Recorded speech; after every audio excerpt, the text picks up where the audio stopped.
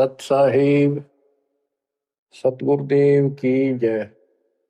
बंदी छोड़ कबीर साहिब जी की जय। बंदी छोड़ गरीबदास जी महाराज जी की जय। स्वामी राम देवानंद जी गुरु महाराज जी की जय हो।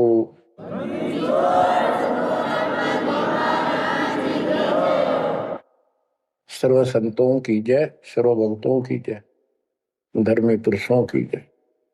श्री काशी धाम की जय, श्री सुडानी धाम की जय, श्री क्रोथा धाम की जय, श्री बरवाड़ा धाम की जय। सत साहिब परम पिता परमात्मा कबीर जी की प्यारी आत्माओं, परमेश्वर की असीम रजा से, अपने पिता की असीम कृपा से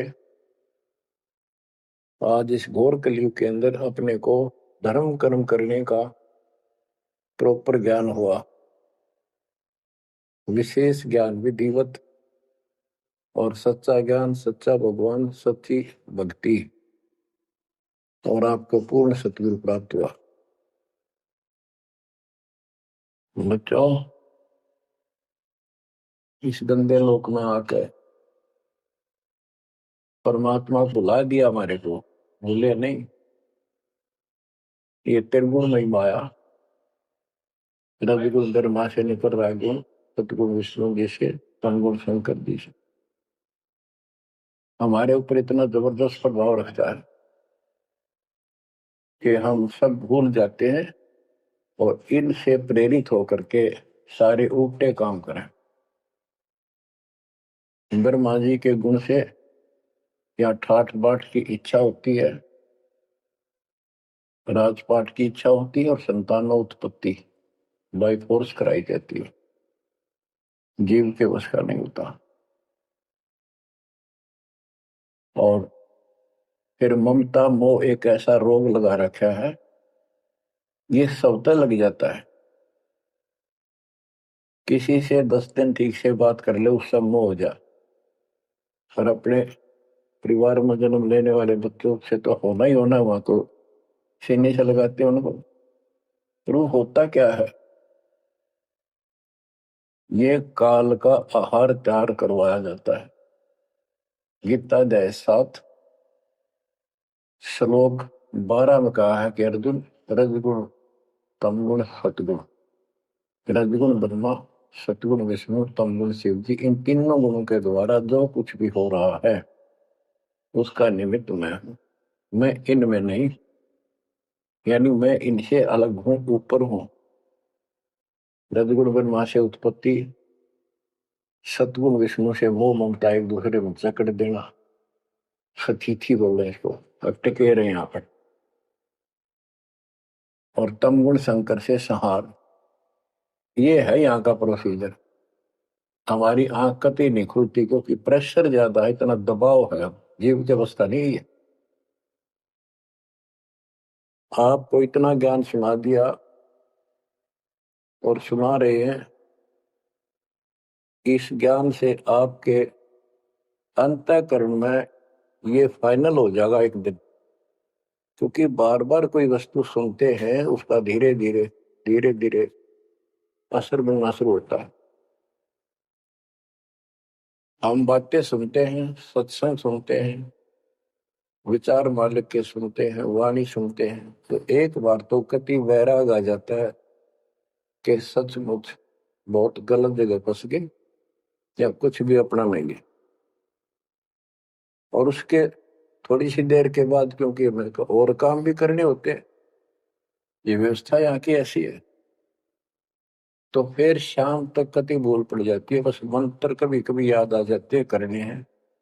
सुबह दोपहर शाम की वो नियमित सतुति भी याद रह जाती है। बाकी समय हम ज्यादातर अन्य कारोबार के सिलसिले में, रोजगार के सिलसिले में बातें करते रहते। वह फिर से थोड़ी सी भूल पड़ जाती है। फिर जब सत्संग सुनते हो फिर जागृति आती है। ये ऐसे चलेगा, चलने दो। जैसे आपको बताता हूँ, बार बार दास बताता है कि आप बच्चे स्कूल में जाते हैं, अध्यापक आता है, अपना उसका पीरियड लेता है, सबको सावधान करता है, ध्यान से सुनो, लाइन में बैठ जाओ। तो हम बहुत सतर्क होके उनकी एक एक बातों को सुनते हैं, नोट करते हैं, लिखते हैं, फिर याद करते हैं। उसके बाद हम फिर खेलते कूदते भी हैं। बच्चे घर का भी काम करते हैं, माँ बाप का हाथ भी बटाते हैं। लेकिन जो स्कूल के अंदर जो बातें सुनी थी, जो ज्ञान सुना था, वो एक अलग कोने में, हृदय के अलग कोने में डिपॉजिट होना शुरू हो जाता है। और उसके अतिरिक्त हम और भी काम सारे करते रहते जो पहले भी कर रहे थे। एक दिन हम विद्वान बन जाते हैं, वो काम फिर भी कर रहे हैं। इस ज्ञान को रह रहकर सुनने से एक दिन आत्मा कति दृढ़ हो जाएगी कि इस संसार में एक दिन भी रहने का नहीं है, ये संसार एक दिन भी। और कभी भी फिर शरीर यहां से छूट जाए, जाने का टाइम आ जाए, नो प्रॉब्लम। हमारी आस्था सतलोक में जाने की होगी, क्योंकि हमने वहां जाने का टारगेट बना रखा है। पहले तुम्हारा कोई टारगेट नहीं था, मेरे पास जाएंगे कहा। उसमें कोई बच्चे में मोह हो जाता, परिवार में मोह रह जाता, यही कुत्ते बनकर जन्म ले लेते। कबीर साहब कहते जहां आशा ता बासा हुई, मन कर्म वचन सुमरियो सो। गीता अध्याय 7 श्लोक 6 में यही स्पष्ट किया है कि अर्जुन, अंत समय में जो जिस भी भाव में भावित रहता है, जिसकी जिसमें आस्था रहती है, वो उसी को प्राप्त होता है। जब तक हम भक्ति नहीं करते, इस ज्ञान से परिचित नहीं होते, तो हमारा संसारिक यानी परिवार में, संपत्ति में, इसमें कभी हम जकड़े बैठे होते। एक उदाहरण दिया करते थे गुरुदेव। एक बूढ़े की मृत्यु होती, किसान था, पशु रक्षा करते थे। मृत्यु होने लगी, उसकी जुबान बंद हो गई। आसपास परिवार के सदस्य आगे, वही पिताजी तो अंतिम टाइम है, वो आगे। तो थोड़ी देर के बाद वो ऐसे संकेत करने लगा, ऐसे इशारा हाथ से। उन्होंने सोचा भाई पिताजी कुछ कहना चाह रहे है, हो सकता कोई धन दाब रखा और बताना भूल गया, वो अचानक मृत्यु होगी। एक डॉक्टर बुलाया, उसने पता था कि एक बार ये बुलवा देगा, 500 रुपये लेगा, ऐसा इंजेक्शन लगाता है।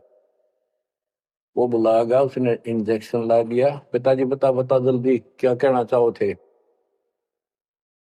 एक गाय का बछड़ा झाड़ू मुंह में दे रहा था, उन्हें खराब कर रहा था। जो बोला देख, यो बछड़ा झाड़ू चाबे, तुम कित मर गए, नाश करोगे मेरे जाए पक्ष है, ये नुकसान कर दिया। 2.5 आने की झाड़ू 500 रुपये पड़ गई हुए। जहां साता बादशाह हुई, वहीं पर कुत्ता गधा पशु बनकर वहीं जन्म लेगा। तो हमारी ये वृत्ति यहाँ से हटेगी। इस ज्ञान से अंतिम समय आप यहाँ कुछ याद नहीं आओगा। इस ज्ञान ने सुनते रहे और भक्ति करते रहे, मर्यादित रहे। ज्ञान के साथ साथ यह भक्ति आपको सहारा देगी अंतिम समय में मन को उधर धकाने के लिए। वैसे नहीं धकता है, बहुत ताकतवर है। ब्रह्मा विष्णु महेश मन का आधार मान रहे। ये ज्ञान और इस भक्ति की शक्ति इस आत्मा को न धका देगी ऊपर। अंत समय में सेकंडों के अंदर सतलोक बैठे पाएंगे। इस पर लगे रहना, इस मार्ग से जैसे दास आपको बताता जाएगा। अमर करूं सतलोक पठाऊं, ताकि बंदी छोड़ करूं। कबीर साहब कहते हैं मैं अमर करूं सतलोक पठाऊं भेज दूं, इसलिए बंदी छोड़ कर लाता। अब यहाँ ये क्यों हो रहा है, क्या हो रहा है, आपको सब पता है। पहले तो नहीं था, पर अब पता लग गया आपको, बिल्कुल सही पता लग गया। माता पिता के सामने बच्चे एक या दो तुरंत मर जाते हैं, टक्कर मारते रह जाते हैं, हाथ कुछ नहीं आना, और कई महीने वर्षों तक उनकी याद सताती रहती।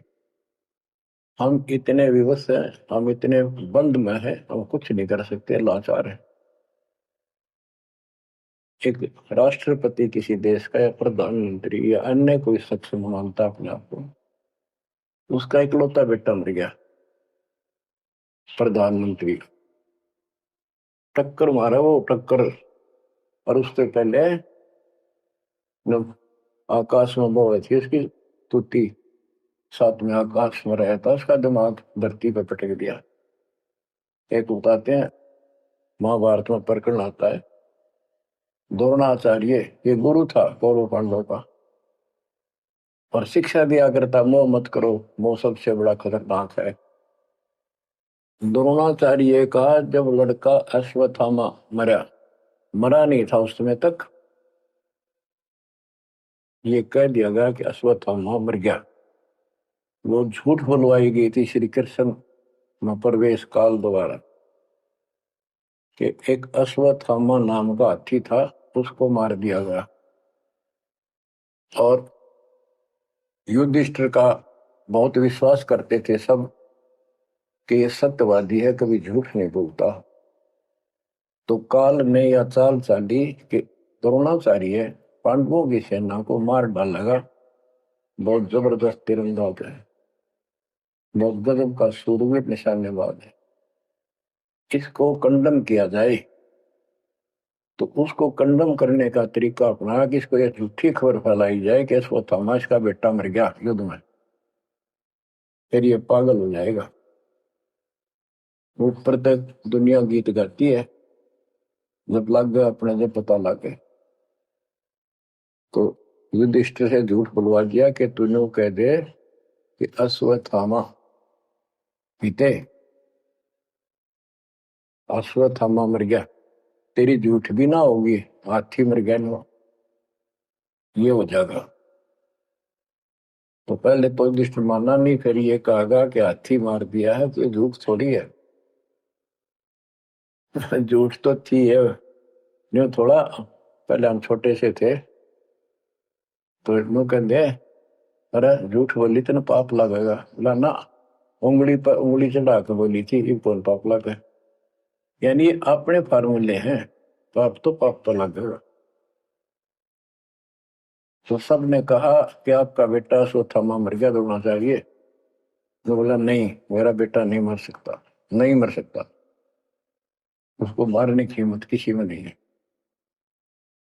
कि युधिष्ठिर कह देगा तो मैं मान जाऊंगा। तब युधिष्ठिर ने कहा अश्वत्थामा थे नर नर, तो जोर तो बोल दिया, और आदमी या हाथी ये नहीं कह सकता, वो मन मन में बोल दिया। तो यह बात सुनकर अश्वत्थामा थे, अश्वत्थामा मारा गया। आगे कड़ा सुना था द्रोणाचार्य नरवा कुंजर कह गया, वो इतना पागल ने ढाल हो गया, टक्कर मारा, कति कंडम हो गया, उसने हथियार भी नहीं उठा उसने। और पांडवों ने वो गढ़ जीत लिया उस साइड का जहां वो मोर्चा डटे खड़ा था। तो बच्चों ये मोह इतना जबरदस्त है, जीव के बस का नहीं है। पर बनता कुछ नहीं, बचाओ कुछ नहीं। तो इसका बचाओ अब है तो ज्ञान हो। ये ज्ञान जो दास बता रहा है ये आपके हृदय में जच या कति, ये कुछ भी अपना नहीं है। 100 की 100 साची है, पर मन मानने तैयार नहीं, आत्मा को दबाए रखा है।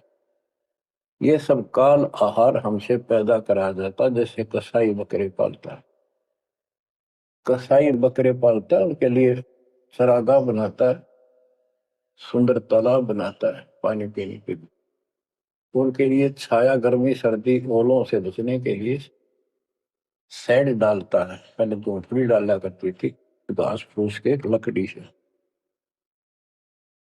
अब टीनों का शेड बनाते, पंखे लगा दिए जाते। और ये समझो कि जैसे कसाई ने 3 पाली रखे हैं नौकर, एक बकरे मोल लाके वहां छोड़ता है, दूसरा उनकी पालन पोषण करता है, और तीसरा उनमें से निकाल के और अपने कटवा देता, बेच देते हैं, कसाई को सौंप देता है। ये प्रोसीजर है यहाँ पर। जैसे कसाई कभी कभी आता रहता है, बकरों को देखता है, संभालता है, तो उनके कमर पे हाथ मारता, शरीर पे, और वो उसको अपना एक बहुत हमदर्द मित्र मानते हैं, मालिक मानते हैं। देखो हमारे को कितनी सुविधा दे रखी है, पानी क्या, घास क्या, गर्मी सर्दी से बचने का। वो देखता तो हाथ मार के ऐसे है कि ये कितनी कीमत का हो गया, कितना मांस है इसमें। और वो समझते ये प्यार करे हमारे से, कसाई लाड करता है, वो भी उसको प्रतिफल में जीभ से चाटते हैं, उसका हाथ प्यार करते हैं। और कई कई तो उसके ऊपर पैर फैला कर उसको प्यार देना चाहते, सीने से लगाना चाहते हैं। बकरे ऐसा, पशु भी प्यार देते हैं, उसको अपना मानते हैं। वो देख रहा है इसमें मांस कितना है, और नौकरों को बता देता है इनको निकाल लो। उसका कोई रहम नहीं है, कितना लाड करो, कितने उसके गुण गाओ। उसने उद्देश्य यही है, मतलब यही था उनको पालने का। कबीर साहब कहते खाई खुराक का, पैन पोशाक का, यम का बकरा पलता है।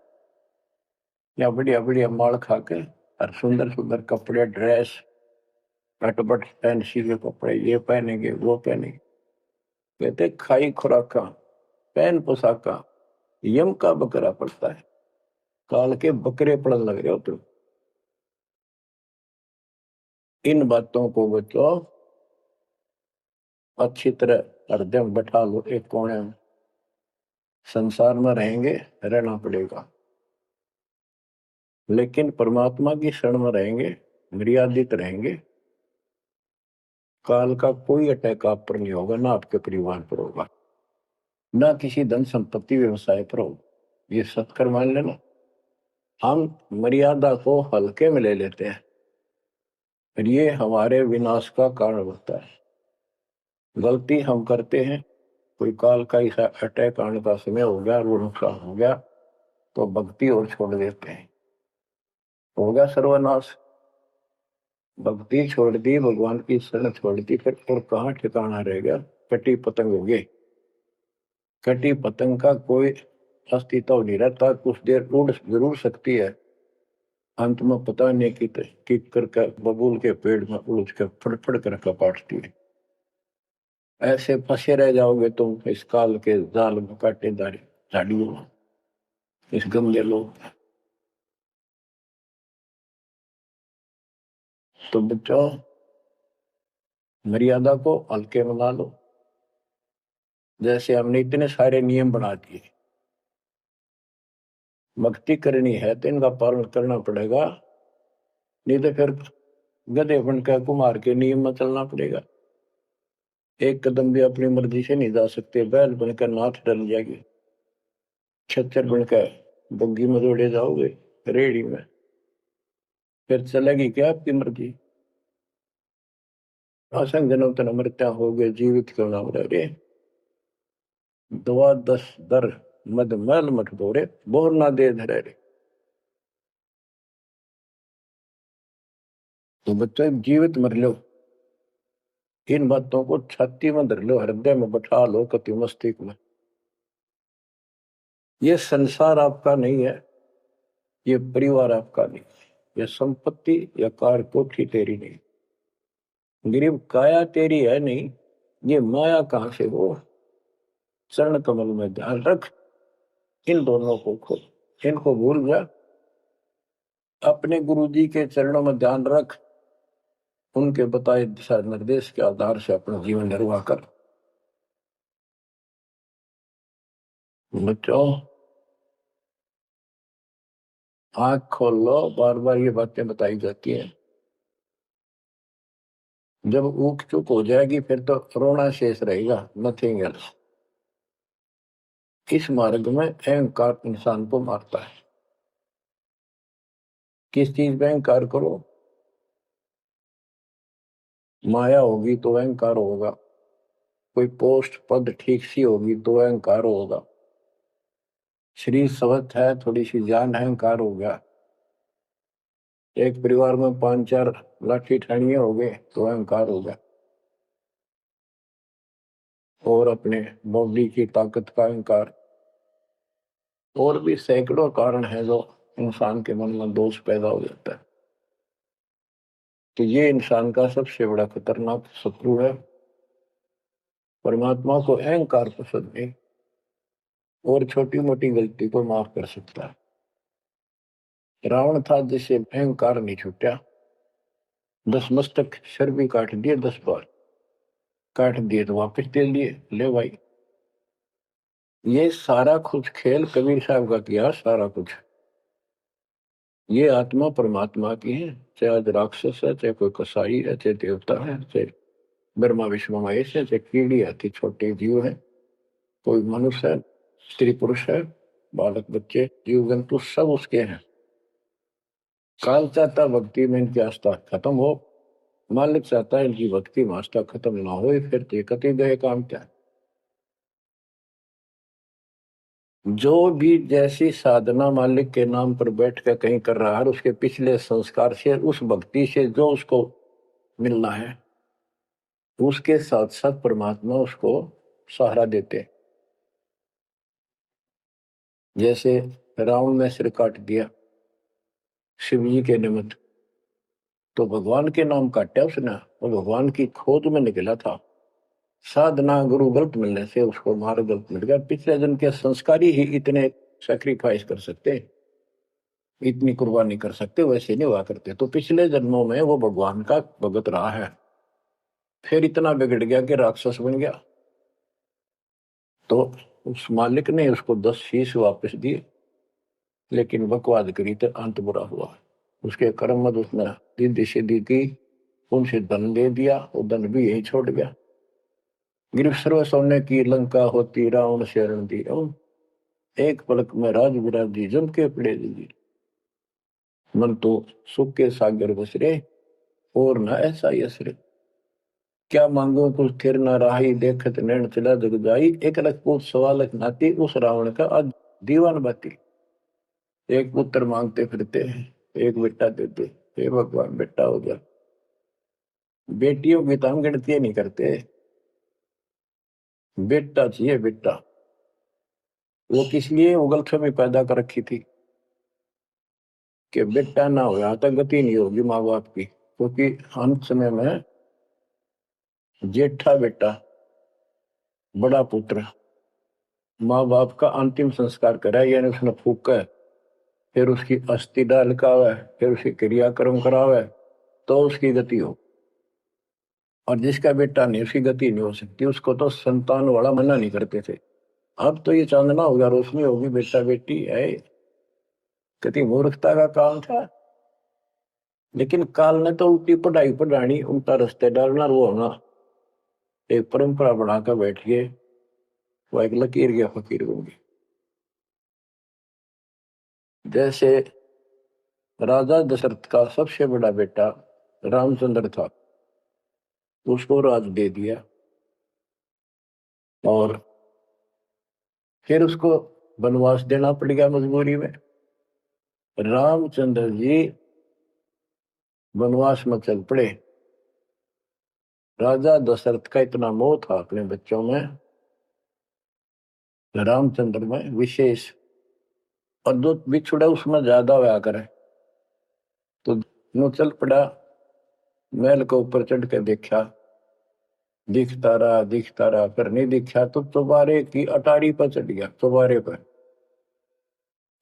पर चढ़ के जहां तक उससे दिखा, फिर मुंडेर पर चढ़ गया, एडी ठाई गिर गया, वहां से जमीन पर गिर गया, गिरते मर गया। अब रामचंद्र वापस नहीं आया, उसका अंतिम संस्कार किसने कराया? वो पूछने वाला वे मंदबुद्धियों ने, जो दुनिया को भ्रमित क्या करते थे, किसी की अकल वहां नहीं गई वहां तक। जेठा बेटा था ही नहीं, फिर उसके अंतिम संस्कार किसने करे? दूसरा न करे होंगे। तो ये बात कहने की है, तो इसका मतलब उसकी गति हुई नहीं। बेटा होते हुए भी अंतिम संस्कार नहीं कर सका, तो इन बातों ने छोड़कर सतगुरु कबीर साहब द्वारा जो ज्ञान दिया है इस पे दृढ़ हो जाओ। देखो हमारी सारी बात उल्टी है। भक्ति मार्ग में बेटा है बेटी है, अच्छी बात है। परमात्मा के चरणों में लग गए दोनों तो अब तो बरी से हो गए, क्यों भगवान आप पर खड़ा हो गया। और बेटा भक्ति नहीं करता और बेटी करती है तो एक कोडी का नहीं हो बेटा किसी काम का। कबीर साहब कहते हैं राम रटत कन्या बलि साकर फलाना पूत, छेरी के गल गल थना जिसमें दूध न बूत। बकरी के गल में एक खाल लटका रहा थन के साथ, व्रत की खाल। कहते वो बेटा था गल का ऐसे वजन है सिर पर, बेमतलब का व्रत का दिखावा दिखावा है। और वह बेटी अच्छी राम रटत कन्या बलि साकट बुलाना पूत। तो बच्चों ये दातम मार्ग है, इसमें सारी बातें पहले से विपरीत हैं। देखो बेटा ना होगा बेटी बेटी होगी तो यह सृष्टि नहीं चलेगी, और बेटी बेटी होगी बेटा नहीं हुआ तो भी दिक्कत संसार की सृष्टि में आ सकती है। बाकी भगत का कोई फर्क नहीं पड़ेगा। इन बातों को जो दास कहता है इनको एक सामान्य बातें ना समझना निष्कर्ष है इस जीवन का। जिसके बेटी नहीं है उसको ये तड़प रह जाती है बेटा होता, या भूल के भी ना करना। इन बेटे वाले ने देख लो कितने सुखी, टाइम पर रोटी नहीं चाह ने भी तरसे बैठे बैठे। वो छोटा सोचा बड़ा आप दे देगा, बड़ा सोचा छोटा कह देगा। बड़े बेटे आख्या मत आंसू बुढ़ा में। और बेटी आखिरी सांस तक प्यार देती है अपने माँ बाप को, एक आदि ने कमी बात कह नहीं सकते, वो किस्से के बिना होती हो तो आत्माएं नष्ट होती है। आखिरी सांस तक यहाँ भी हमने देखा जैसे लड़की रोटी खा रही है और लड़का वैसे बैठा था। माँ ने कहा बेटा वो सामान ला कर रोटी तैयार बनाऊंगा भोजन। बेटा बेटा ना लाऊं यूं कौन खोए अलावे। बेटी तो कह भी कोई ना, रोटी खाती खाती छोड़ के आण की थी एक 10 साल का की होगी, लड़का 12-13 साल का। उठ कर रोटी छोड़ के हाथ धोकर और सामान लाकर माँ को दे दी। लेकिन फिर भी बेटे में मोह ज्यादा और बेटी में नहीं। इसका कारण यह था कि हमने बेटी को बाहर बना लिया इस गलत रीति रिवाज। बेटी तो 15-16-20 साल की मेहमान होती है आपकी, ये तो परमात्मा की बेटी 2 गुना का सुधार करती है। आगे जाके घर बसावे उस परिवार को भी सुधारे और माँ बाप के अंदर मोह न्यारा रहे।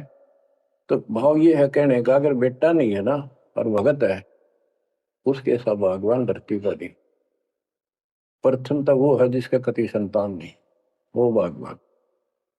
दूसरा वो है जिसका बेटा ना हो, बेटियां की करके शादी वृद्धावस्था में अपना लेकर मारा जाता है। और बेटी वहां बैठी भी माँ बाप की चिंता करेंगी और कोई ना कोई सुविधा उनको देती रहेगी। और बेटा छाती पर रह के भी खून फूक के जाएंगे, कति साफ दिखाई दे है, इसमें कोई मानो तो ना मान। लेकिन बेटे भी हैं ठीक है, और उनमें वो भी भक्ति करो आप भी करो, कुछ दिन में उनको समझ आ जाएगी। पुत्र वधु भी भगवान से डरने वाली हो जाएंगी, माँ बाप का ध्यान रखें। वैसे कोई विकल्प नहीं इसका, लेकिन इस दुख को हम अच्छा मानते हैं पुत्र ना होने से। हम तो काल ने गधे बना रखे हैं, जितना कष्ट हमें रहे और वजन लद्या रहे तो हम सीधे चाला और कम हो जाता मानने को। हमारा तो जैसे एक माई का पुत्र मर गया 15-16 साल का, और भगत थी, टक्कर मारी, रोना पड़े है कि बस की बात है, पाला पोसा ले जाता का। फिर उसने वो सबर हुआ जैसे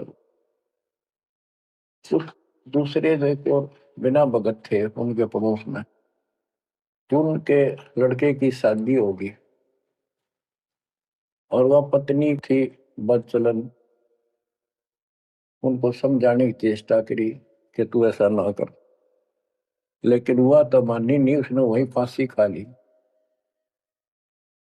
अब वह भी मर गई और वो बेटा भी जेल में और वो सारे जेल में। वो दहेज के कारण, एक बेटा था ऐसे ही, उसने बहू को प्रताड़ित किया दहेज लेने के लिए, गरीब घर की लड़की थी, उसने सुसाइड कर लिया। वैसे सुसाइड करना कोई विकल्प नहीं है, इसे गंदे आदमी को छोड़ के कुमारी रह ले, अपने घर पे बैठ गया। तो उस बेटे के कारण माँ बाप ने भी सजा हुई, बहनों तक भी जेल होगी। इसे बेटे ने के फूका है, ईसा तो पहले मर जाता था अच्छा था। लेकिन हम इस बात को मानने को तैयार नहीं है, ना मानने में जब क्या कर लोगे, काल तक आ गया मारे दो टक्कर।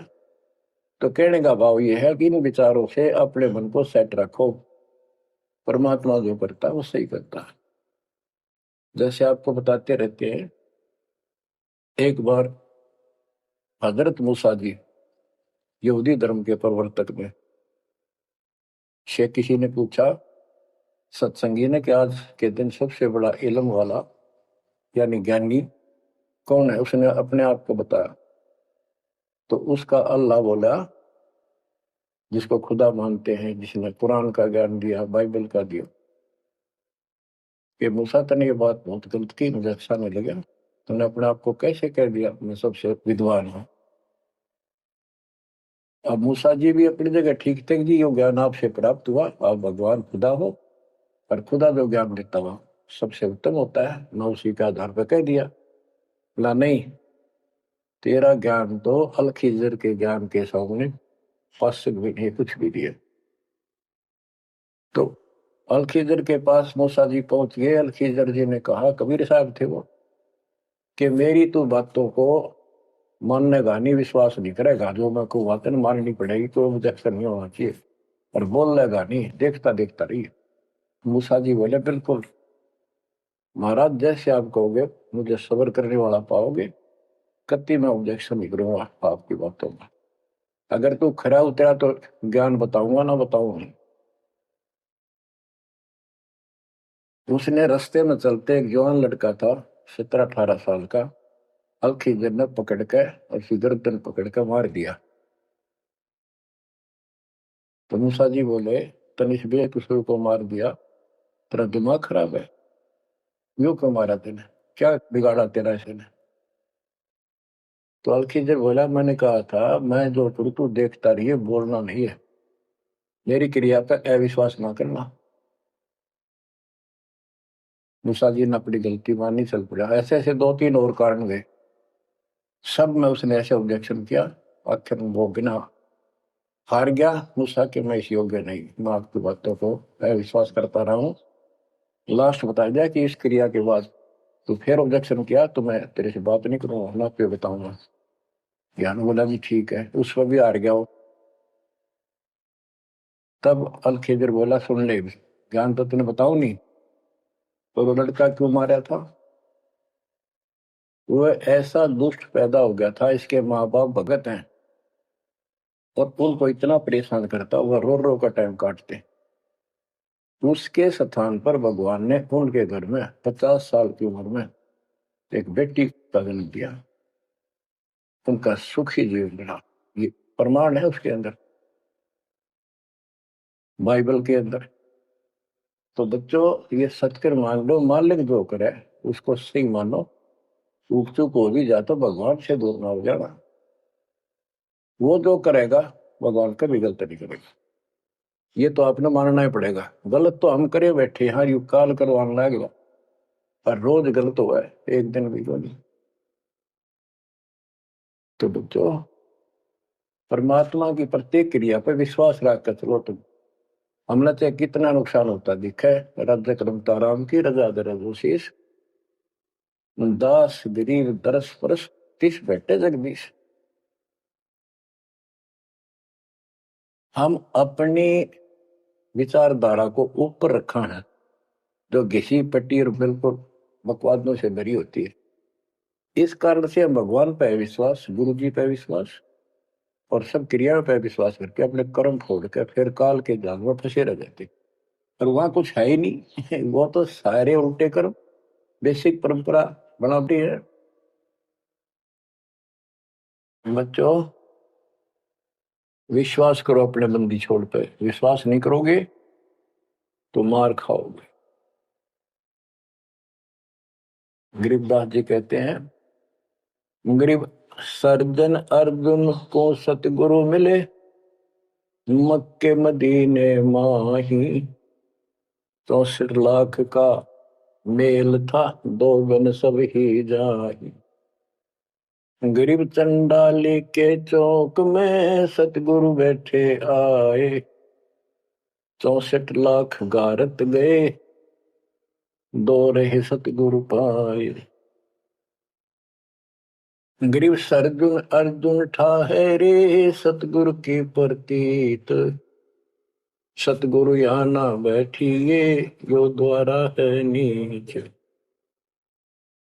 गरीब ऊंच नीच में हम रहे, हांड चाम की दे, सरगुन अर्जुन समझियो, रखियो शब्द सने। बच्चों, सरजुन और अर्जुन नाम के दो मुसलमान थे। इनके नाम तो मुसलमान पद्धति पर थे। परमात्मा मक्का मदीने में गए तो वहां बहुत से चमत्कार किए। इन दोनों आत्माओं को समझ में आई ये बात। फिर ये सारी संगत में वहां मुसलमान थे, 2 वक्त मुसलमान रहे। वैसे तो काफी थे मुसलमान भी, पर ये विशेष दृढ़ थे, सब नियमों का पालन करने वाले थे।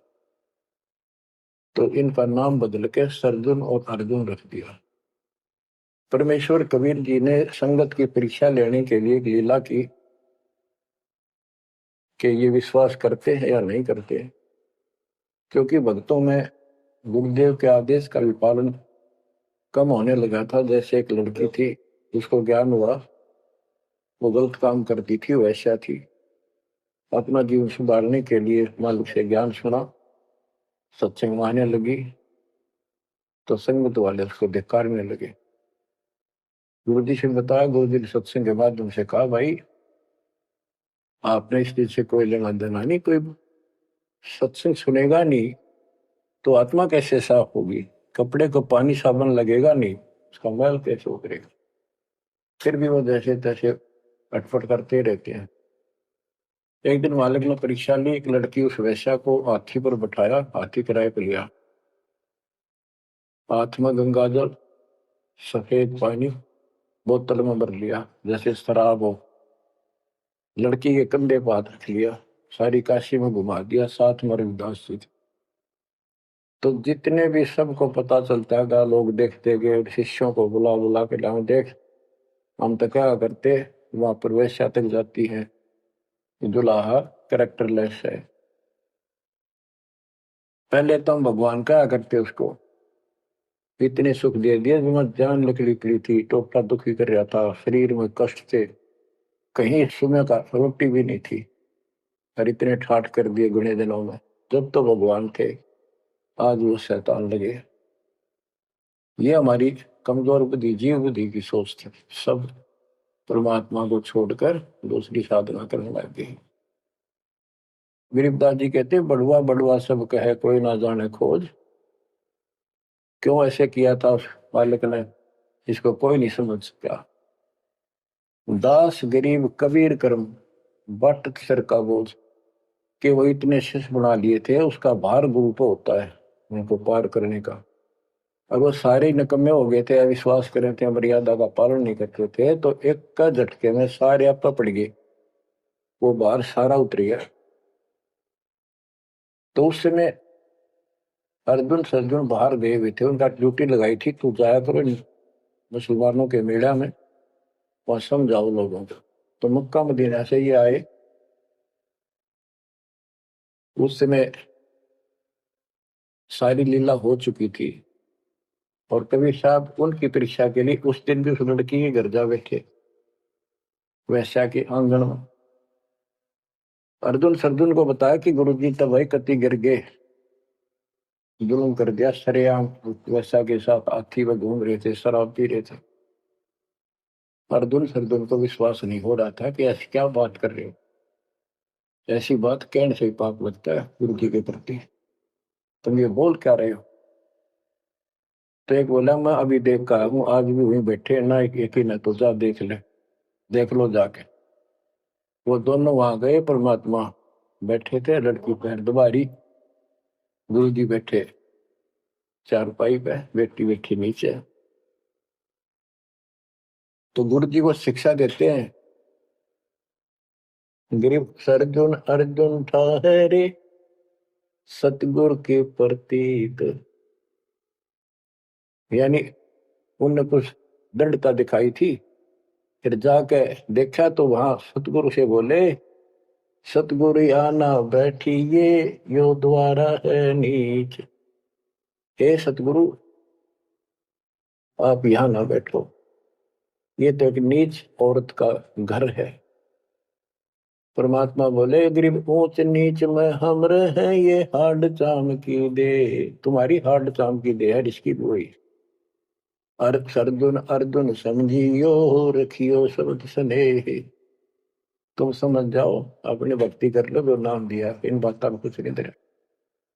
तुम गुरु को शिक्षा देते हो तो मेरे गुरु हो गए। ऊंच नीच में हम रहे, ये हाड चाम की दे, सरजुन अर्जुन समझियो रखियो शब्द स्नेह। तो उनकी आंखें जब खुल गई, पैर पकड़ लिए, माफ करो गुरुदेव, मेरे नीच आत्मा है, हमसे बड़ी भूल होगी, क्योंकि वो चाहती उस की। फिर परमात्मा ने कहा, बेटा कितनी बात बना लो एक दिन, मेरे प्रति वो भाव थारा हो नहीं सकता, तुम्हारे मन में मैल आ चुका है, और ईब मेरे इस शरीर से गुरु रूप से तुम पार नहीं हो सकते। फिर रोए बुरी तरह जी, फिर उद्धार कैसे होगा। फिर बता कि दिल्ली से 10 मील दूर पश्चिम की ओर किसी गांव में हम फिर आएंगे, हमारा एक भक्त आएगा, उसको दीक्षा देंगे, दीक्षा उससे लेकर तुम कल्याण को प्राप्त होगे। तो वो कहते हैं वहां से चल के वृद्ध अवस्था में हमायूं गांव है खरकोदे के पास, वहां आकर उनके कति वृद्ध हो गए, मालिक की कृपा से वो 200 साल जिए ऊपर से।